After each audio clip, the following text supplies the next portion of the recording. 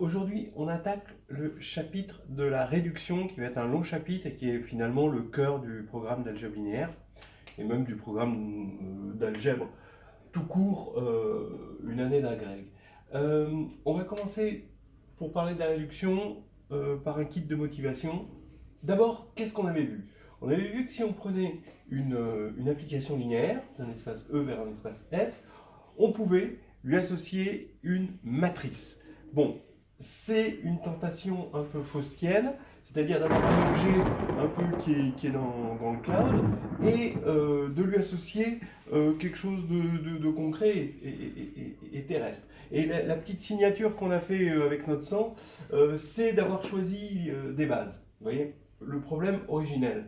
On a deux problèmes, un problème théorique, un problème pratique. D'abord, est-ce qu'on peut se dispenser du choix de base? Le problème théorique, c'est de dire, là on avait une application linéaire, là on a une matrice, c'est très bien, mais on n'est pas tout à fait dans le même monde. Là on a fixé des bases et on est prisonnier des bases. Donc le choix de base, peut-on s'en dispenser? Un problème pratique maintenant, bon, c'est autre chose, c'est est-ce qu'on peut trouver des bases pour que la matrice soit la plus simple possible? Maintenant que de toute façon on a fait notre choix de base, autant le choisir bien. Voilà. Bon, et ces problèmes-là nous ont amené à la notion de matrice équivalente. Voilà.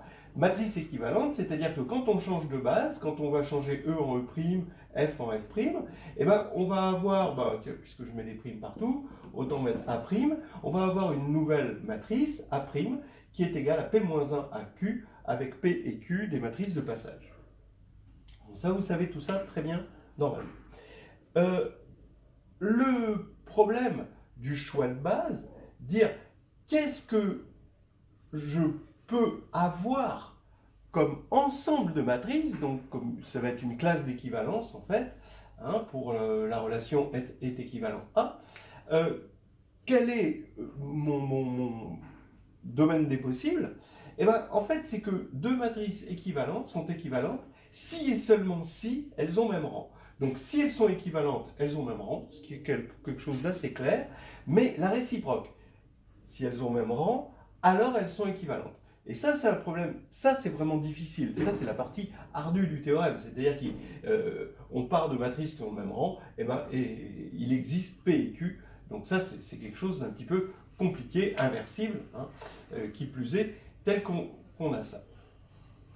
Ce qui fait que maintenant, on a quoi à disposition? Si on veut se dispenser du choix de base, à phi, on lui associe le rang, son rang. Et là, c'est indépendant du choix de base. D'accord, mais alors maintenant, quelle matrice? Eh bien, une matrice de forme normale, ça veut dire qu'on aime bien, hein, et sur lequel on s'entend pour dire c'est avec elle qu'on va négocier. Eh bien, c'est IR, eh ben, c'est avec des 1, comme ça, et des 0, ici, partout. Il y a R1, c'est une matrice Mn, hein, M ligne, N colonne, avec R1. Voilà. Et maintenant, vous allez me dire, comment on calcule le rang? On a des algorithmes pour ça. On a l'algorithme du pivot de Gauss qui va nous permettre de voir quel est le rang de la matrice. Voilà. Bon, alors maintenant qu'on sait tout ça, d'accord? On avait ce problème théorique, le problème pratique. On a trouvé ce qu'on appelle un invariant total, équivalente si et seulement si. Donc ici, on a défini du coup des classes d'équivalence. Ici, on détermine un invariant de classe d'équivalence, un invariant total, c'est-à-dire un si et seulement si ici. Dans chaque classe d'équivalence, on définit une forme normale, d'accord? Et vous voyez, cet invariant total, c'est un nombre, c'est quelque chose de calculable, et on le calcule grâce au pivot de Gauss. Donc ça, voilà déjà une idée, et on va reprendre ça dans un autre problème, dans le cadre d'un autre problème. Et c'est là où on va avoir besoin de motivation, parce que si vous regardez bon, à une époque, bon, ça s'enseignait, cette partie-là, au second semestre de L1, voilà. Hein. Donc là, c'était, on va dire, dans les années 2000. Hein, maintenant, peut-être ça, bon, voilà, c'est un peu différent avec les changements de programme, mais ça, c'était du second semestre. C'est-à-dire qu'il fallait un semestre pour expliquer ça. Ça, à partir du moment où on va passer de L2EF aux endomorphismes, L2E, et qu'on va regarder le problème équivalent, eh ben, c'est du L2, du L3, du M1, et même quand on arrive à la grecque, on n'a même pas totalement fini le problème, presque, mais quand même, hein, voilà, sur certains corps. Donc, vous voyez un peu la difficulté, et ce qui veut dire qu'il va falloir quand même vraiment de la motive. Alors, ici, quel est le problème maintenant? On prend phi dans L2E. Donc maintenant, c'est un endomorphisme, hein, d'accord? Et on va regarder la matrice de phi, mais là, c'est la même base qu'on va avoir ici et ici. C'est un peu normal, parce que maintenant, c'est le même E qu'on va avoir ici et ici, et c'est logique qu'on mette la même base ici et ici. Et maintenant, on a la notion, toujours le même problème théorique, est-ce qu'on peut se dispenser d'un choix de base? Et le problème pratique, est-ce qu'on peut avoir une matrice ici, d'accord, le plus simple possible, avec ici le même E là. Et donc, il y a quand même une contrainte de plus, parce qu'il faut avoir la même base, d'accord? On ne va pas pouvoir avoir des choses aussi simples que ça, parce qu'on a moins de choix. Eh bien, on arrive à la notion de matrice semblable, c'est-à-dire, pareil, on a deux matrices semblables avec A' égale P-1 à P, d'accord? Cette fois-ci, c'est la même matrice de passage, puisque ça va être le même changement de base, voilà. Et on va se poser, donc, toujours les mêmes questions. Est-ce qu'on a des invariants? Alors, on a vu qu'on avait un invariant, hein, la dernière fois, le déterminant. Bah oui, le déterminant, c'est un invariant, d'accord? On va voir qu'on a la trace, c'est un invariant aussi, mais c'est pas un invariant total, c'est-à-dire qu'on va avoir deux matrices sont semblables, implique qu'elles ont même rang, évidemment, puisque si elles sont semblables, elles sont équivalentes, hein. Mais elles ont même rang, elles ont même déterminant, d'accord? Elles auront même trace, etc., etc. Mais ce ne sera pas un si et seulement si. Et toute l'idée, c'est d'avoir quelque chose où on peut avoir le retour. Et ça va être quand même la partie difficile, d'accord? Donc vous voyez que chercher des invariants revient, et on l'avait vu avec le déterminant, revient à chercher des objets que l'on peut associer à la matrice, d'une part, mais aussi à l'endomorphisme. D'accord? Le déterminant, je vous avais dit, à partir du moment où on avait vu que le déterminant de P-1 à P était égal au déterminant de A, alors ça impliquait qu'on pouvait associer le déterminant on pouvait associer à un endomorphisme son déterminant. C'est-à-dire que det de U était bien défini, en quelque sorte, ne dépendait pas de la base choisie. Voilà. Donc, c'est un problème difficile et ça demande quand même encore des motivations. Parce que vous allez me dire, qu'est-ce qui se passe?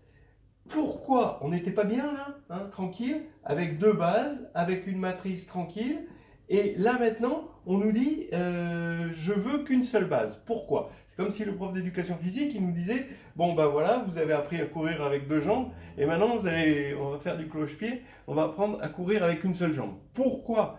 D'accord? Bon, surtout si on n'a pas envie de le faire, quoi. On se demande, bon, d'accord, par jeu, d'accord, c'est un problème théorique, d'accord, mais ça demande quand même un peu plus de motivation que ça. Sachant qu'on va faire ça jusqu'au master, bon, de la licence au master. Alors, ben oui, c'est parce que, en fait, bon, si je devais, moi, personnellement, donner une motivation de départ, même si, j'ai envie de dire, vous verrez après, et après, vous allez voir, c'est au cœur de tout, mais pour l'instant, la bonne motivation, je trouve, c'est de dire que L de EF, c'est un espace vectoriel. Qu'est-ce que vous allez pouvoir faire quand vous avez deux matrices semblables, équivalentes, pardon, c'est les additionner, les multiplier par des scalaires, et effectivement, vous avez une compatibilité, d'accord? Mais, regardez ce que vous allez pouvoir faire ici. Je vous rappelle que l'espace des endomorphismes et l'espace des matrices à coefficients dans le K, ça a une structure de K algèbre. Donc il y a une multiplication, là il y a une loi rond, et cette assignation, quand on fixe une base, ça va être un morphisme d'algèbre, un isomorphisme d'algèbre. C'est ça qui est intéressant. Eh bien, on a besoin de cette algèbre. On a besoin de multiplier A par elle-même ou par une autre matrice B. Regardez tous les problèmes de suite récurrente linéaire, ça se fait avec des puissances de A. Tous les problèmes de solution d'équations différentielles linéaires, ça se fait avec des exponentielles. Et les exponentielles, c'est des combinaisons linéaires de puissance de A. On a besoin de cette multiplication. On en a vraiment besoin. Et ça, c'est un truc qu'on fait, que je faisais en tout cas en L2, comme kit de motivation. Je leur faisais calculer des puissances de matrice. Voilà. Puis après, je leur disais, regardez, si vous aviez pris une matrice D un peu plus simple, D diagonale, qui est semblable à A, alors, vous auriez pu calculer A puissance n plus facilement en faisant P dn P-1, parce que dn va se calculer beaucoup plus facilement. Et là, ça calme. Alors, effectivement, vous voyez que quand vous faites A puissance n, vous avez les P-1 P qui vont se... Quand vous allez mettre la succession des A, vous allez avoir les P-1 P qui vont s'éliminer 2 par 2. Et donc, pour laisser place à un AN égale P dn P-1. Et ça, vous n'auriez pas pu faire ça avec les matrices équivalentes, parce que quand vous allez multiplier A' par A', ici, ça se catapulte pas, ça reste. Donc, ce qui veut dire, et c'est logique, que là, ce sera toujours un espace vectoriel et jamais une algèbre, et ce problème est très adapté à un problème d'espace vectoriel, alors que ce problème-là est adapté à un problème d'algèbre. On va pouvoir multiplier deux matrices modulo changement de base, ou une matrice avec elle-même et plusieurs fois. C'est surtout pour ça. Alors après, il va y avoir des tas d'avantages à la réduction qui sont insoupçonnés. Il va y avoir la matrice compagnon qui va nous créer un funiculaire entre le monde des polynômes et le monde qui va ramener les problèmes des polynômes vers le monde de la réduction. Ça, c'est magnifique.